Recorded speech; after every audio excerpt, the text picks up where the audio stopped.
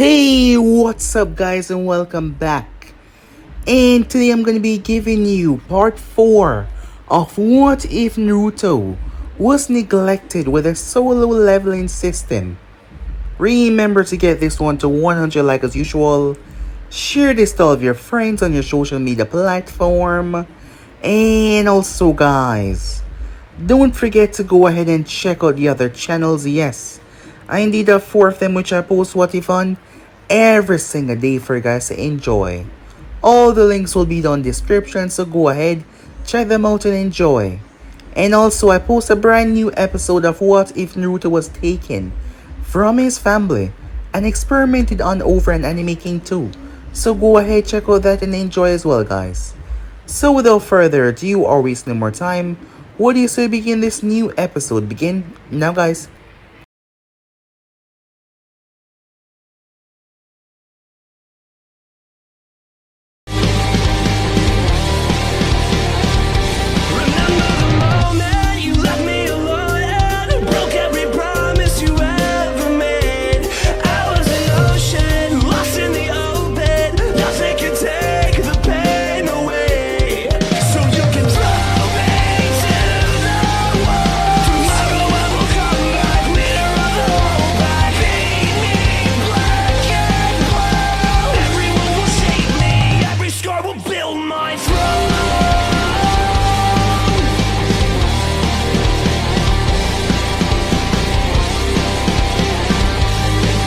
So the last part we left off, we begin at Konoha. Something was seriously wrong. There was a purple mist that was spreading through the land of fire as Minato had to head up to the roof. It feels like chakra, but at the same time it feels like it was not chakra, like it was something far stronger.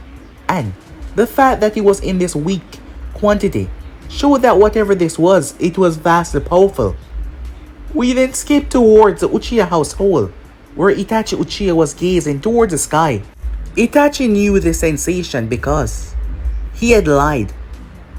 He was close friends with Naruto and his mother. Mikoto knew that. So she had asked him if he knew where Naruto was, and he denied ever knowing where Naruto was. However, they had met in the past, on several occasions. Itachi and Naruto had become friends when his mother had left him off to Mikoto, and a friendship was born, a great, best friendship. Something that Naruto was grateful for to this day, so was Itachi. However, Naruto had put faith in Itachi for not doing anything when he said that he was going to leave, and Itachi stuck to his words and remained silent. However, he knew now that something was bad. While that was going on, another woman with white hair was gazing toward the sky. As she also knew the sensation, she was wearing a black cloak with red clouds on it. She was a part of a very powerful organization. With that, we then skip towards the battlefield. The Sound Ninjas were scared, as all of Naruto's Shadow Army was attacking. They were merciless and brutal. They were vast and powerful. The Sound Ninjas did not stand a chance as the army obliterated them. Even if they did take down one of them, they would not die. It would just return back to Naruto for a cool-off time. As for Naruto, Kimimaro started something that he could not finish. Kimimaro attacked with his entire might. However, he was blasted through the wall with ease. He activated his second stage of the curse mark, trying to keep up. As he placed a massive drill around his arm made from bones, he drilled it towards Naruto's chest. However, Naruto punched it and obliterated it into pieces. What followed was Naruto beating the absolute crap out of Kimimaro. It didn't matter how far he pushed himself or how much chakra he used. He just did not stand a chance in the slightest. It was pure death as Kimimaro was, in the first time in his life, terrified. Truly and utterly terrified. Naruto incinerated him and healed him, and then he did it over at least 10 times, just to make him suffer, before he ended Kimimaro by reducing him to pieces. Returning back, Naruto found the body of Guren. a reminder that she was still dead. He then released a blood-curdling scream that drove everyone in the vicinity weaker than him into a state of depression and chaos. Some of them took the easy way out with their own kunais. Some time later, Itachi was in front of the house as he noticed a gravestone. He went inside because the door was open. He was quiet as he stood there. Naruto had a ring box in his hand. He was planning on proposing to Guren to make things, well, official. However, he never got the opportunity. Itachi knew how strong Naruto was, as he was one to claim that he could not even defeat Naruto. And Itachi was a very, very powerful ninja, soon to be clan head. His father was grooming him for the position, and yet he stood no chance against this person. Itachi stood with him in silence, trying to find out what was his next path. Itachi feared the world if Naruto was to take on a darker path, with the power that he contained inside of his body. However, Naruto said that for now he was just going to hunt down Orochimaru. He was going to erase every sense of him from this earth. Itachi had no doubt in his mind that soon enough, the Sannin would die. That is how much faith he had in Naruto's skills and ability, as he asked what Naruto was going to do after that, but not even Naruto himself knew. We then skip. As some time passed, a man known as Amage was running for his life, one of Orochimaru's subordinates. He was trying to create an army of water creatures. He let the strongest one loose on Naruto, but Naruto split it in half like it was nothing. Before he interrogated the man, he started to run, believing that he was free, but his life was ended the next second. With that, Naruto left. Sometime later, Orochimaru was furious. Several of his bases has been reduced to shambles. Countless of his ninjas has been slain. The base that Kimimaro was supposed to be at was gone, and Kimimaro himself was gone as well. When he got there, all he saw was chaos. The Sannin knew that someone was hunting him. However, whoever this was, it was not the Akatsuki that he feared. It was something else. Something more violent and terrible. And he did not know who exactly it was. Time after time, his bases were getting destroyed in the most brutal way fashion. No survivors were left to give him a clue of what was going on. They were all massacred. Reina then finally found Naruto at a bar as she sat down with him. They were enemies in the past, but they became friends as they worked a mutual job together. Reina was a missing nin from Kumo. The third Raikage wanted her to use her as one of his subordinates, but she fell in love. One of his greatest assets fell in love and wanted to settle down. He refused to let that happen, so he got rid of the civilian that she fell in love with. Reina found out. She had went on a massacre, trying to end the Raikage's life, but she was unsuccessful. But in the end, she escaped though. The fact that she was within the village and she still escaped was a sight to behold. Reina was born with an unnatural light in affinity, which made her quite powerful. In that same bar, Jiraiya of the Sannin had noticed them. As he saw Naruto's face, he had no idea why he looked so familiar. Later that night, Jiraiya jumped out of his sleep, as he knew exactly who it was. It was Naruto. His hair was different, but his eyes, they were the same. He was certain about that. However, he did not want to put the family hopes up, so he decided not to tell them and decided to search some more. Sometime later, we found Naruto getting information about a man known as Gato. Yes, another alliance of Orochimaru. At the village, the group had graduated, as they were placed on separate teams. Mito on Team 7 and Menma on Team 12. As Mito was finally having her mission outside of the village, her first C rank. So yeah guys, so basically as we left off, you guys can switch across the playcheck of yourself. So this will begin this new episode. We begin this episode with Jiraiya of the Sannin, as he was currently making his way towards the Land of Wave. This was the first actual lead that he got From his spies, they spotted the person that he was looking for within a bar, not too far from his current location, and some of them were able to discreetly follow him. However, they could not stay on his tail for too long because he simply vanished. However, the pathway that was going that way led to two places. Kiri, which was beyond the land of Wave, when you traverse the sea, or the land of Wave. So Jiraiya would be checking the both of them. But first, the land of Wave. This was the closest that he's ever been to the person that he suspected to be Naruto. No, he was certain of it. Jiraiya has only met him a few times in his life, but he could never forget those eyes.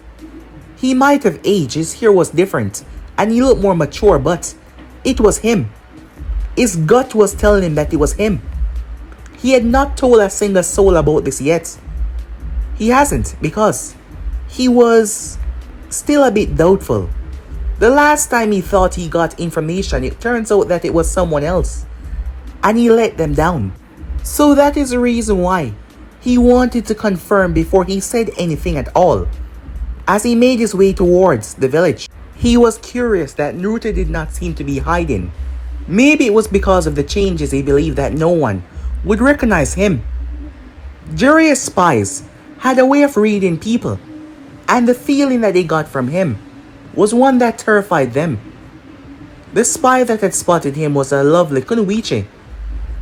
She was able to get a bit close, but not close enough, and even from that distance, she could tell that the civilians would not pick up on it, but she felt it.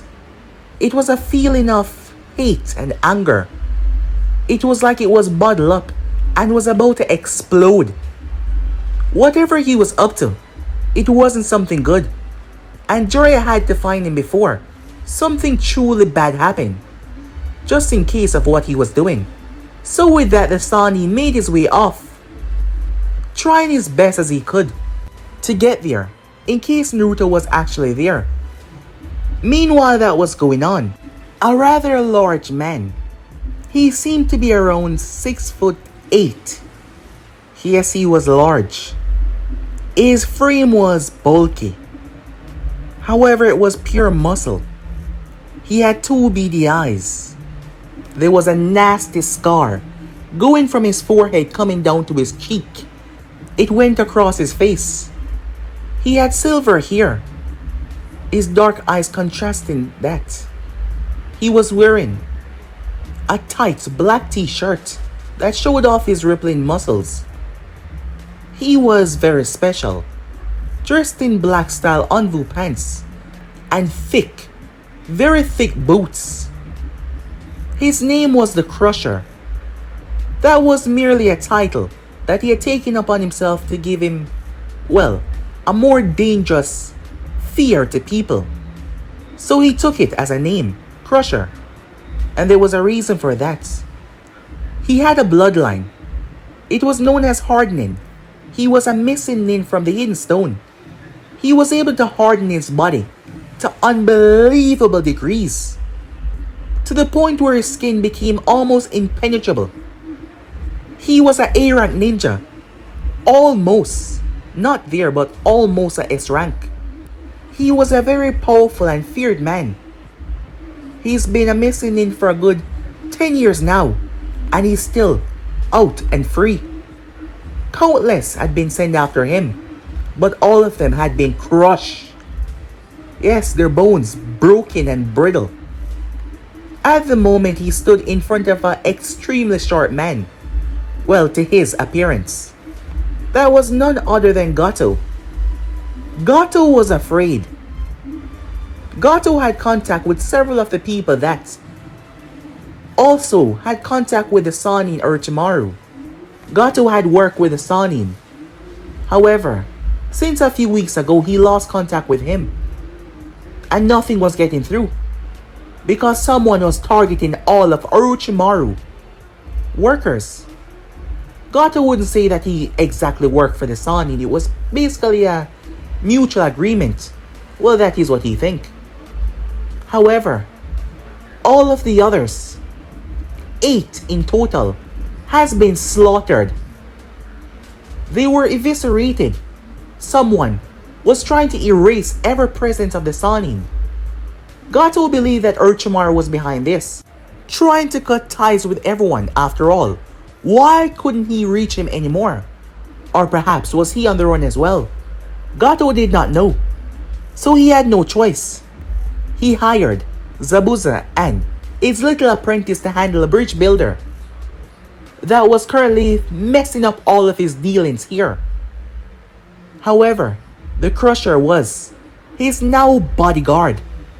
He was paying the man a very hefty fee, but Gato would pay whatever it takes to keep himself alive, because he knew these men around him were weak. They had numbers, but they were just that, quantity. They had no quality. So he hired this man who would keep him safe. Recently, he sent out Zabuza to complete the mission. He was afraid of sending out Crusher because he had no idea when the hunter would come after him. So he just had to wait as he discussed business with the Crusher, who was trying to get a pay raise. As Gato was angry, but he did not let it show, because this man could literally crush him into a tiny ball. And also, he was afraid for his safety from whoever was hunting the people that aligned themselves with the Sannin. Meanwhile that was going on, Orochimaru was once again moving as his men packed up the things. Someone was hunting his accomplices. Orochimaru had been to several of these areas. Written in blood on the wall was an X. Every single place that he's been, there was an X written in blood on the wall. The person was clocking the people off of his list. Everyone that he's ever aligned himself with, everyone that he's currently worked with. Not to mention, 12 of his previous bases has been eviscerated. Hundreds of Sound Ninjas have lost their life. He was losing men from left to right. The Sannin was in a constant state of fear right now. Whoever this was, they were going to reach him. Orochimaru had been a cautious man his entire life. The thing that he feared the most was death. And whenever he entered one of these places that were already ransacked, he had this feeling that he was going to die.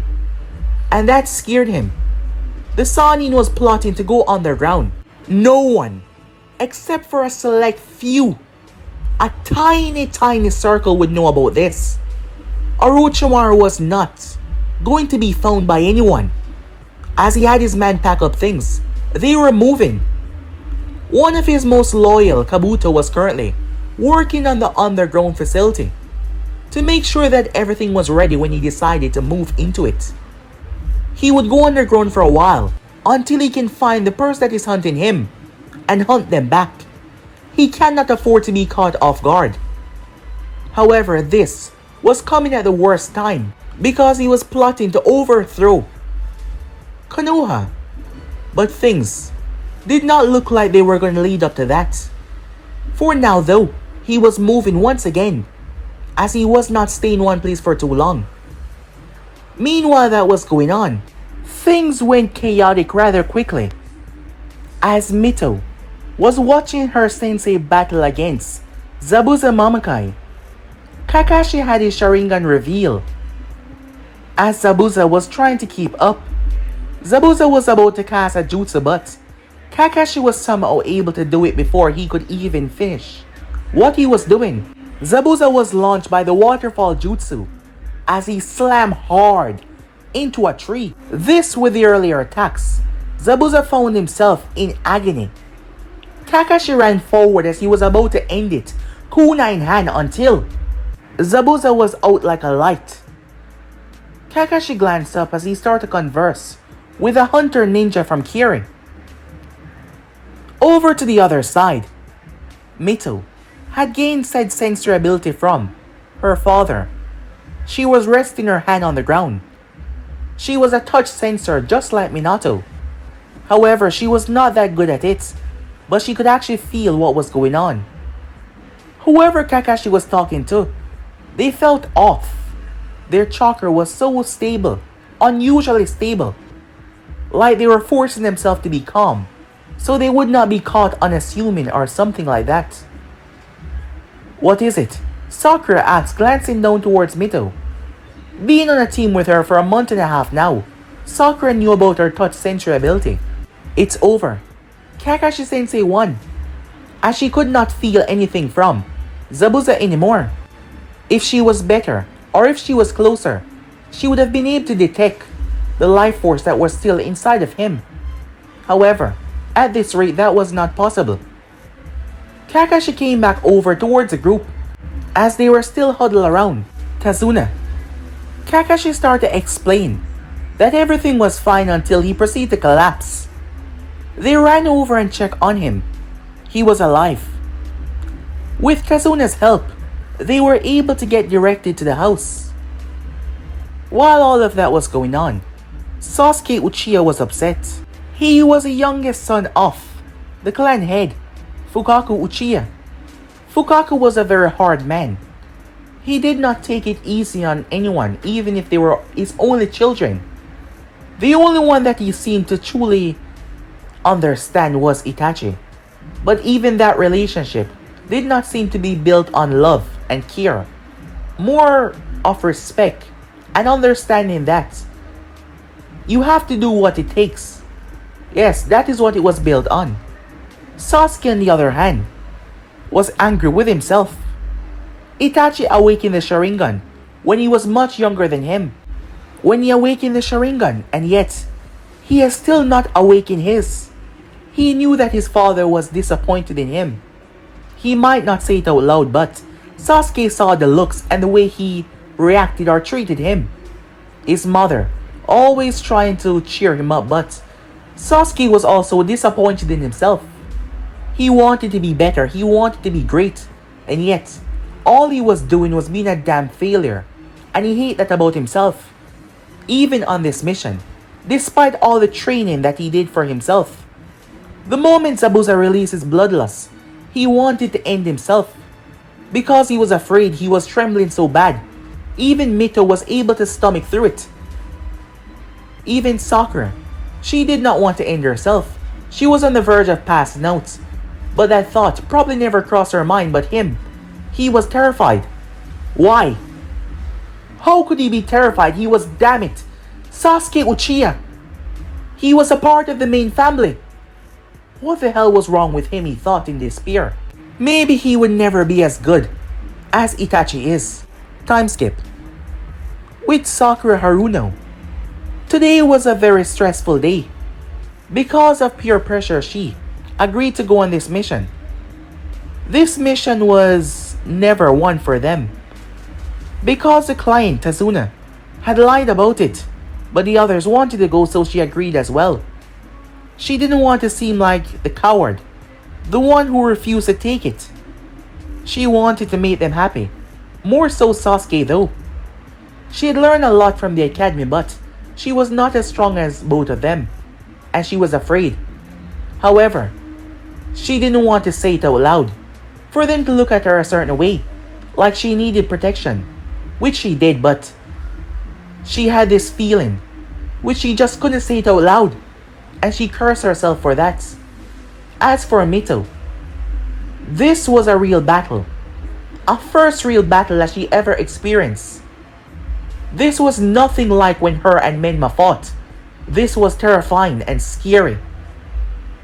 Death was all around them. Now she knew why her mother and father was always drilling into her skull that she needed to be focused, aware of her surroundings, because a simple mistake could end your life. She released a breath. This mission was going to be a truly difficult and trying one. However, she felt like she needed to complete it. She didn't know why, but she needed to. It would change something inside of her for her to see what the world was truly made of, what was truly out there, and what she had to be prepared for. So yes, they had to go through it. And right now Kakashi was unconscious. So they had to take charge and make sure that the family is safe and their sensei is also safe as well. With that, she proceeded to summon a few clones. They really come in handy because of her large chakra capacity. It was time to get to work. Time skip. Gato was pissed off, as his arm was now in a cast. He had went to go and visit Zabuza, and that damn apprentice of his had broken his arm after he had tried to touch the man. He was going to make them pay. He was not going to pay them a single dime. In the end, he will just have Crusher kill the both of them and all of his enemies as well. Yes, that is how everything will end. And finally, he will get to control the port. Once he have that under his control, he will be untouchable. He would be one of the most wealthiest men in the entire nation, as he will spread his shipment through the water. And then, he can spread and expand through the entire world. There was a sick, twisted little smile on his face. Meanwhile he was doing that, Kakashi had recovered. Not fully, but enough to start to increase their training. The only one that did not know the tree walking exercise was Sakura, and she was taught that the second week because Sasuke and Mito already knew of that. So he started to focus on their elemental affinity. Yes, Sakura had an earth affinity, but that was not all. Kakashi was truly impressed. She had a water affinity as well. For a civilian to have two affinity, that was extremely rare. Yes, it was. Granted, they were not that strong, but at least that was impressive. As for Sasuke, he had fire, of course, and lightning as well. The fire was stronger, but with work, the lightning could grow exponentially. As for Mito, she had wind and she had the water as well. All three of the kids had two affinity. This was a rather rare occurrence. Kakashi had been training them as much as he could because he explained to them that Zabuza was alive. There was no doubt about that. After taking in what the Hunter Ninja did, he was alive. Kakashi was not sure, that is why he did not intervene, and besides, he was exhausted. However, for one to put someone in a death-like state, he believed that it will take at least a week for them to recover.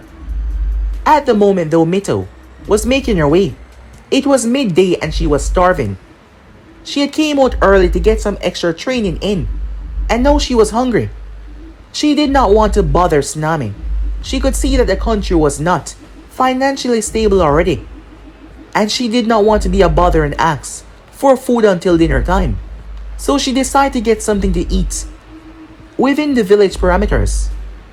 She was sure that the money would do them some good. As she was walking around, she could see what the village was looking like now, and it made her stomach turn. How could someone do this to innocent people? She just don't understand. How was the world like this? How could someone be so cold-hearted? Her nose caught a smell of something. That is when she entered a little shack. It was smaller than what was at home, but it was similar to the Ichiraku ramen shack. It was ramen, she thought, her most favorite food. Making her way inside, she noticed that someone was already there. As when the chef saw her, his eyes light up. 2 customers in one day.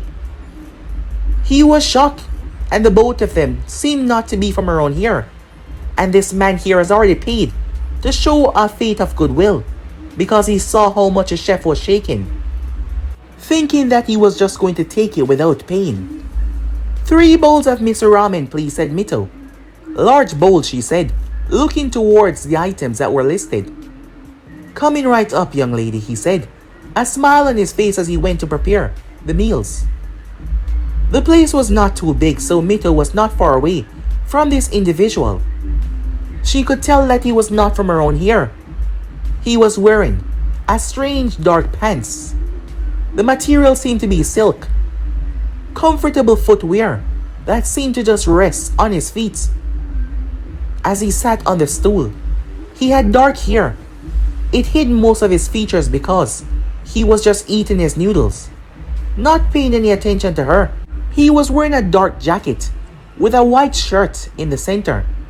There was also a strange necklace around his neck that she could see, hanging down, with a blue gem. She could tell that this guy was a ninja. Her mother and father had trained her to see such individuals. And there was no way that this guy was a civilian. He was built like an actual ninja. He was a few years older than her. And he was also really handsome. He finally turned his gaze towards her. As their eyes met, he had bright blue eyes, even brighter than hers. "Is there something I can help you with?" he asked. She snapped out of her trance, a little blush on her face for being caught staring. "No," she said. "I was just wondering, what are you doing around here?" she asked. He raised an eyebrow at that. "Isn't that a bit personal to someone that you don't even know?" "I guess you're right," she said, rubbing the back of her head, a little nervous tick of hers, as she realized that this guy could be an enemy, working for Gato. However, he seemed so nice. However, there was a strange feeling that she got when she looked into his eyes. It was almost like she knew him, but she's never met him before. "Well, if you must know, I'm simply passing through." "Well, thanks for telling me," she said. "It isn't none of my business after all. Sorry about that." "It's quite alright," he said to her. She was about to introduce herself until her bowl came, one first, as she proceeded to turn. However, the man was gone when she turned back. As the owner was shocked as the man left quite a big tip. "I'll get ready with the 2 other bowls," he said to her. "Oh, don't worry," she said, "it's no rush." That is when she heard a grumbling. Mito turned as she saw 3 kids. They were so small, despite looking older, but they were so malnourished. Her heart wept at seeing them in that condition. She motioned them to come over, as the older one of them stood there. "Here," she said. She handed him the bowl. "Share it with your friends." Really?" he said to her, sounding surprised. "Yes," she said to him. He smiled, as he made sure the other 2 eat first. She realized that he was probably their older brother. That made her thought about her own older brother that she never met. She clenched her fists. She will make Gato pay. She will make him pay for what he did to this country and these people. Yes, she would. A distance away, as Naruto was watching her. He had recently arrived. He saw the state of the village. However, his heart was so blocked up right now. He felt nothing. Despite seeing the people, yes, he paid the man extra for what he did, but no feelings was there. He knew that he should feel bad, but he did not. Did that make him a heartless monster, perhaps? Even though he saw kids, but since Gurren died, it was hard for him to get in touch with his feelings. It was like nothing made sense anymore. The only thing that was driving him was revenge. Yes, he was able to keep himself calm, but he knew exactly who that was. Itachi had brought him photographs of them, and there was no doubt in his mind that that was not his little sister, Mito Namikaze. He watched as she gave the food. She was a kind, gentle person. He saw the look on her face. She perhaps wanted to save these people from the peril that they were in. However, he was already gathering information. Gato was around here somewhere, so she did not have to worry for too long. Gato would be dead very soon. Yes, he would. He just needed some more information. With that, he simply vanished, like a ghost who was never there to begin with. Time skip. Jiraiya finally arrived towards Land of Wave. He was a few days late, because of how far off he was. However, perhaps he could get some information within the village. As Jiraiya made his way within the village. Arriving there though, strangely enough he did not see anyone. Jiraiya was confused, as he had no idea what was going on. That is when he made his way He came across the house out towards the coast. He saw a massive group of people, almost the entire populace gathered. In front of them was a young boy and what seemed to be his mother talking to them. They all were nodding as Jiraiya got close. The boy was inspiring them to fight back. As he raised an eyebrow at that, meanwhile on the bridge, just as Kakashi said, 1 week, and Zabuza showed himself once again. However, this time he showed up with his partner. Mito had been asleep because of her tiresome workout. However, that was a good thing because she was able to protect Iniri and Tsunami. Iniri had went through a lot. Mito had been there to comfort the boy as she promised to him that she would make him believe in heroes once again. He doubted her words, but she promised him that she would. And she was going to fulfill that promise. At the moment, Sasuke was covered in needles. Yes, covered in them. He had jumped in the way. Mito was attacked, along with himself, by the Hunter Ninja. Sasuke had leaped in the way to save her life, and got skewered. Mito was shocked as she couldn't understand why would he do that. And now he's covered. His body just moved on its own, that is what he told her. The Hunter Ninja then spoke. I'm sorry, but it had to be done.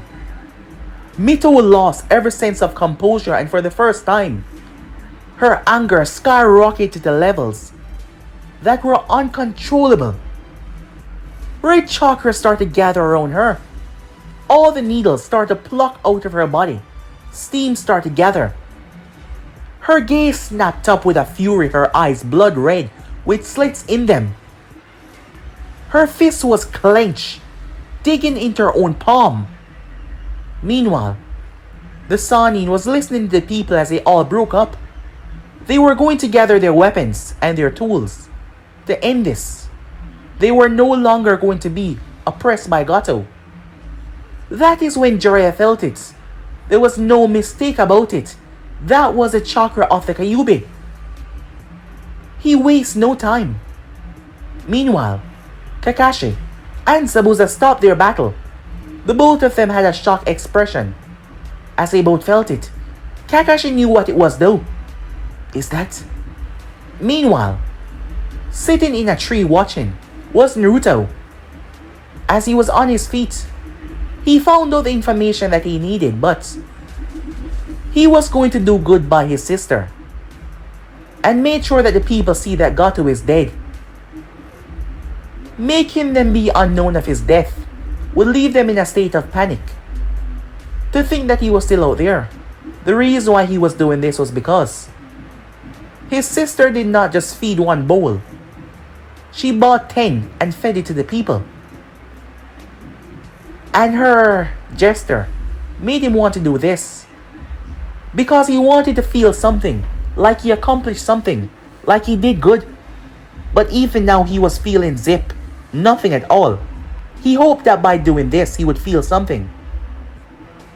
He had spied on Gato base, an unworthy, untrustworthy individual he was going to betray. The ones that he hired to kill the bridge builder. He should be here soon enough. However, Naruto, wondering if he should intervene, as he felt the Kyuubi's chakra. Yes, he knew all about that. However, soon after it dissipated. Mito had regained control after seeing the face of the boy, which was none other than Haku. She met him in the forest. Haku? She said in shock. Haku looked towards her. He called himself a broken tool, that he no longer have a purpose. He apologized for what he did. Seeing the look on her face. He's not dead, he said. He's merely unconscious. I placed him in a death-like state. He should be fine. Mito released a very heavy breath. She was glad to hear that. Haku looked at her with a smile once again. Maybe in the next life we can be friends. Or I can find someone like you to be my friend. Why are you saying that? What are you gonna do? As she also heard the cackling of lightning. She knew what that was. She'd seen it. Haku smiled at her before he sunk into a mirror. He then proceeded to run away. No, said Mito as she rushed over to see. But it was too late. The Chidori had ripped through his chest. Zabuza, watch as blood splattered all over. Mito couldn't believe it. Meanwhile, Jiraiya finally arrived at the scene. He felt the chakra vanish as he placed away the seal that he had. It seems like it was no longer needed. He arrived to see what was going on.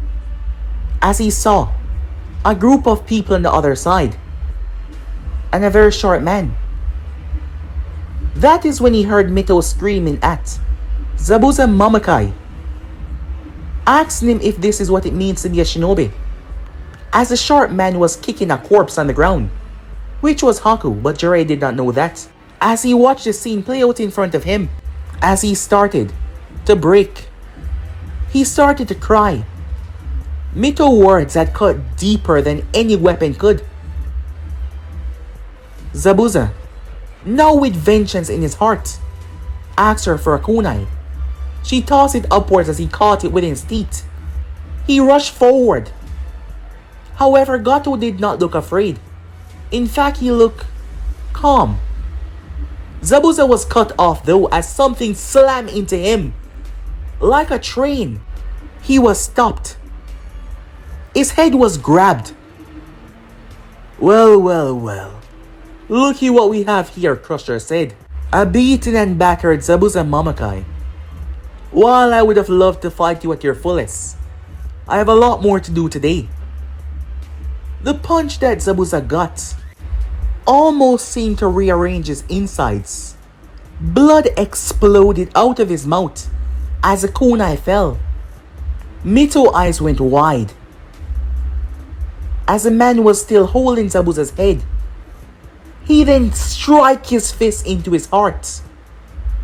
It was at that moment that Zabuza lost his life. With his already beaten and broken body, he was launched like a bomb. He crashed right down beside Haku. The hit further confirming his death. It was then that the Crusher hand returned back to normal. He enhanced his hand. There was no normal punch. Kill them all, Gato said. Mito, who was the closest, quickly extended her chains and shot it forward to stop him in his reach. However, the Crusher punched right through her chains. Her eyes went wide. Jiraiya leaped forward. However, someone beat him to the punch. The Crusher fist slammed against an open palm with a ridiculous amount of force, and yet all that force was cancelled out.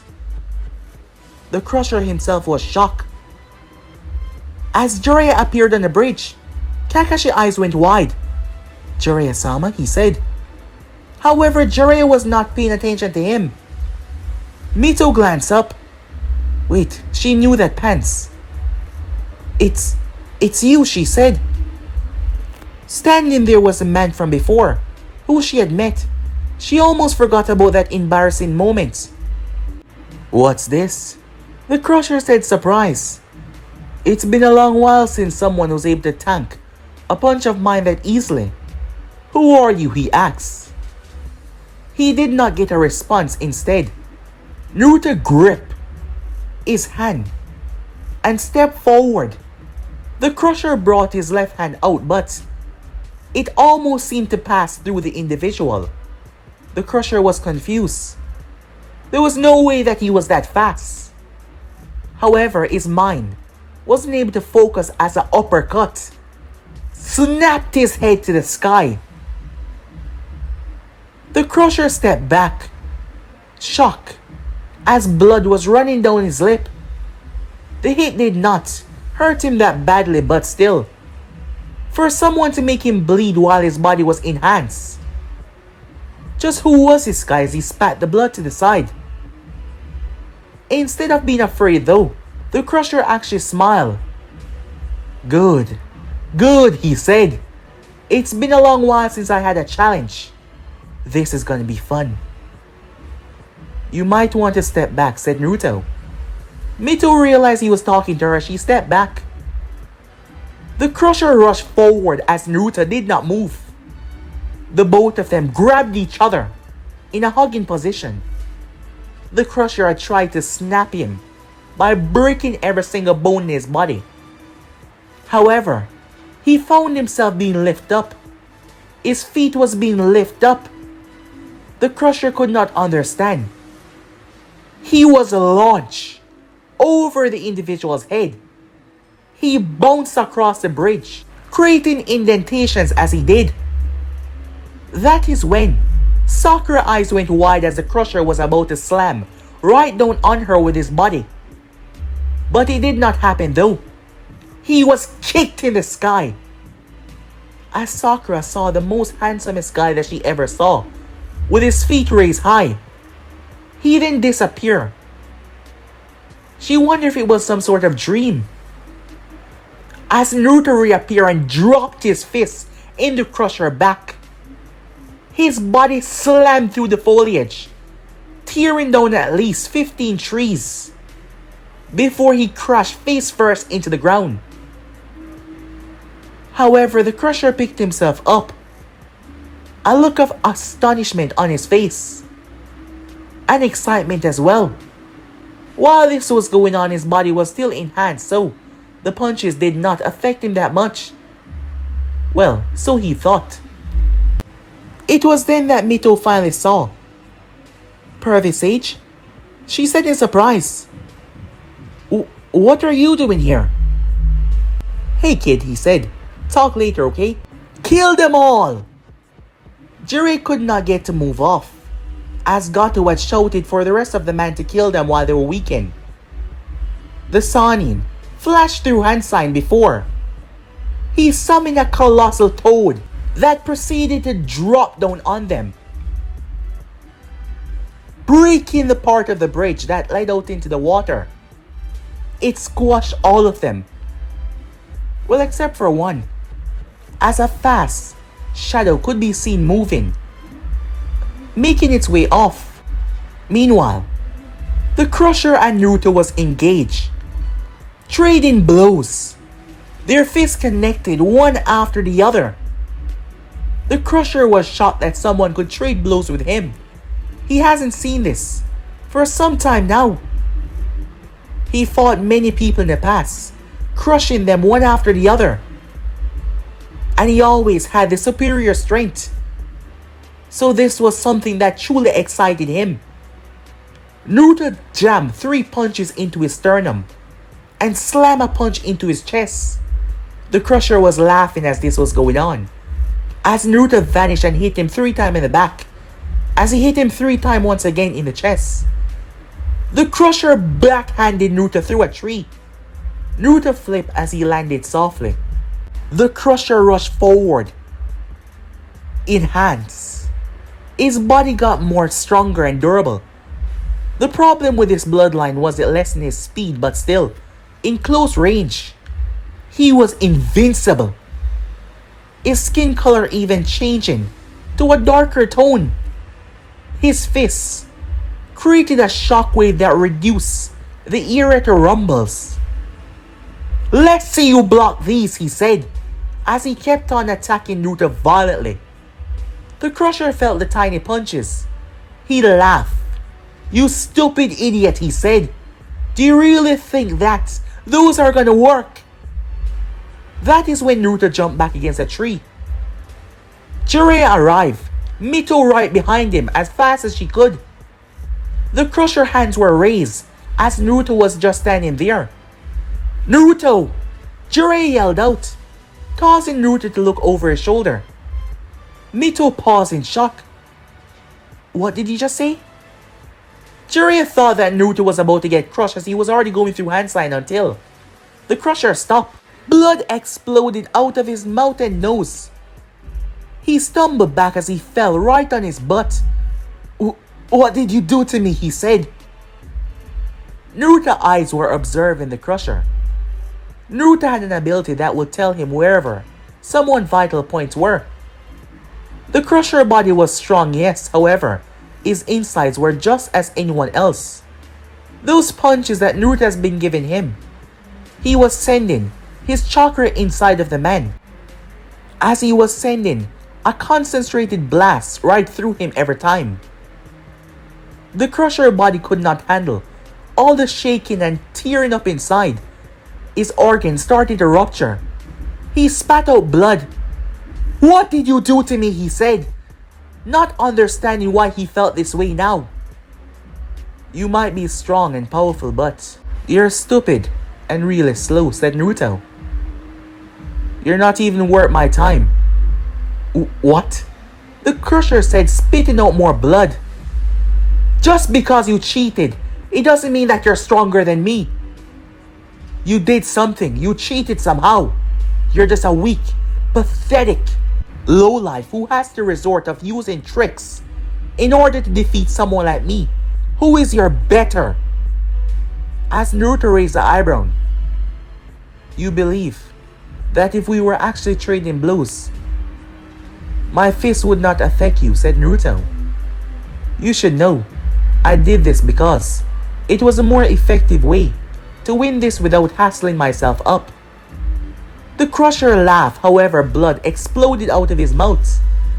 "Yeah, tell yourself that to make yourself feel better, but we both know that you did this because you could never beat me with blow to blow.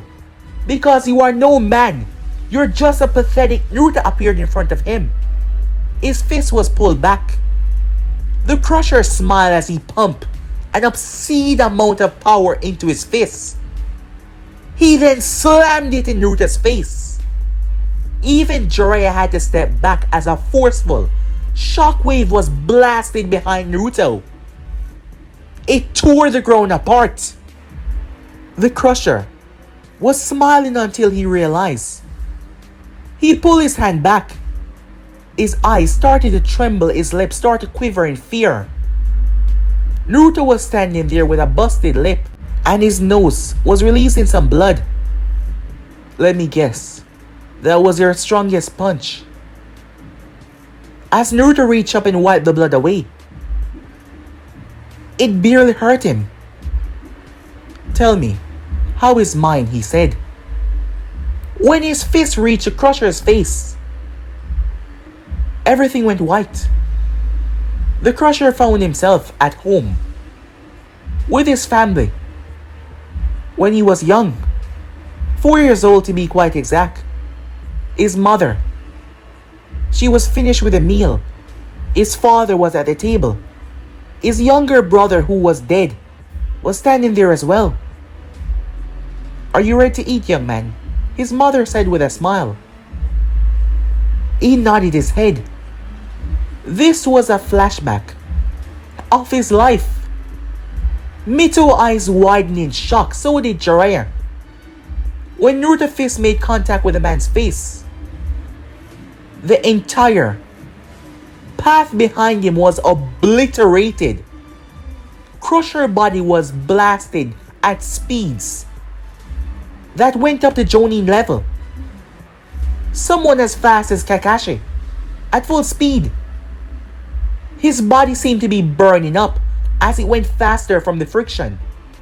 His face was sunken in. It was unrecognizable. Naruto's durability was extremely strong, so tanking Crusher's fist was nothing.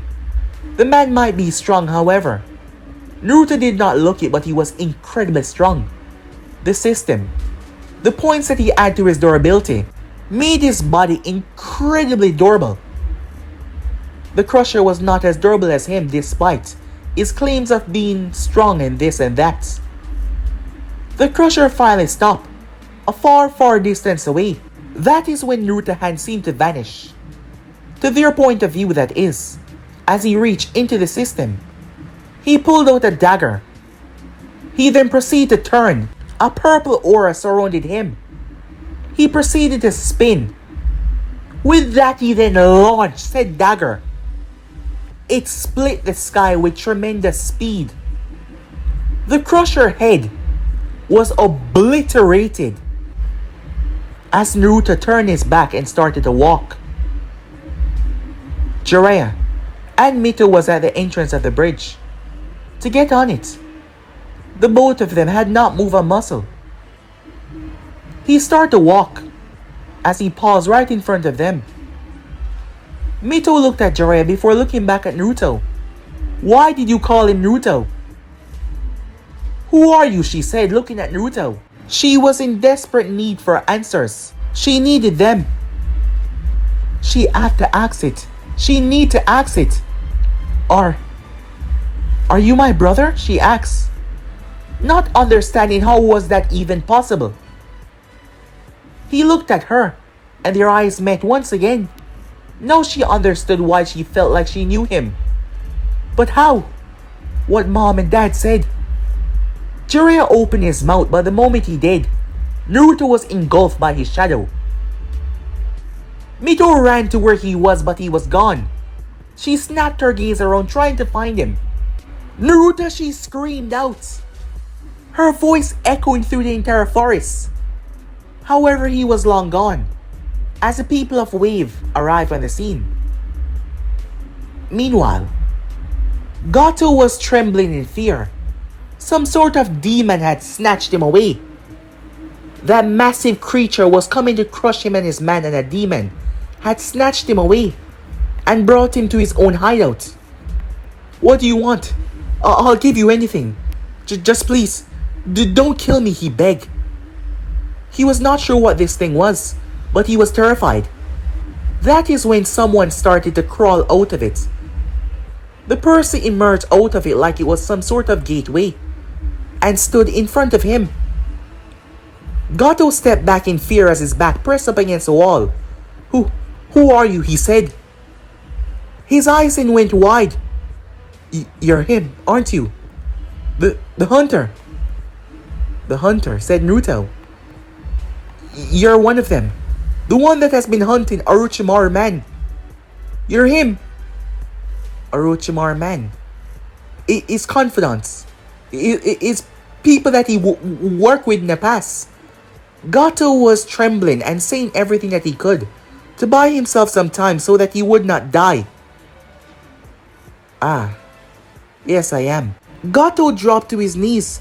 "But please, don't kill me. I'll give you anything you want. Money, woman, land, anything. Just don't kill me. Anything I want. Yes, as long as you promise to let me go." "Well, I suppose I could take some information about Orochimaru. I'll tell you everything that you need to know. Just don't kill me." As Naruto smiled. Time skip. Gato's body was covered in flames as he was being burned into nothingness. As Naruto left the area, getting the information that he desired, his blue eyes shining with darkness. As he stepped outside into the sun, he glanced up towards the heavens and rested a hand on his chest. Nothing. Despite all of that, nothing. The only time he felt anything was when he looked into his sister's eyes. Maybe it was family that he needed. But he could never go back to Konoha as a part of that family. That part of his life had been over for some time now. He released a breath. When he stopped and actually think about it, he was so lost. He did not even sure if he had anything to keep on going. His revenge. He told Itachi that he did not know what he will do after he was finished. And that was 100% truthful. Because he did not know. Maybe he would find something. Because he needed a reason to go on. To keep on moving. Otherwise, life would be pure hell, he thought to himself. Meanwhile, at a rather dark location, a group of people were gathered. As a man. It sounded like a man, but it was hunched over like a strange creature. Someone is hunting down Orochimaru. They have been destroying his former bases, and killing countless of his colleagues. My network was able to get in contact with what is going on. Whoever this person is, they're vastly powerful. Several of Urchmar people had several powerful Mycenians, all A rank, under their services. And this person was able to kill all of them, butchering everyone as well. The leader, who was listening to this information, was taking it all in. Whoever this person is, he sounded like he would be a good match for the organization, given the fact that they were already hunting down the Sanin as well, as it was all of them there. She remained quiet as she did not say anything. It was the same woman, Reina. Yes, she was a part of the Akaski. She knew exactly who they were talking about, and she did not know if she should say something or not. Her friendship with Naruto was different from the organization that she swore to be loyal to. So she simply remained quiet, not knowing what to do. She will have to speak to Naruto. She knew that in the past he might never join the organization, but things are different now. After all, after he gets his revenge, he will have nothing left to do. She knew that feeling all too well, but she failed to get hers. The hopelessness, the emptiness, the strange, emotionless feelings. She knew that all too well. She will have to get in contact with him soon, so they could talk. But guys, be and subscribe right here. If you want to see the next person, do like, subscribe, comment down below, and turn on that bell notifications they posted. But I'm out for now. See you guys soon. Peace.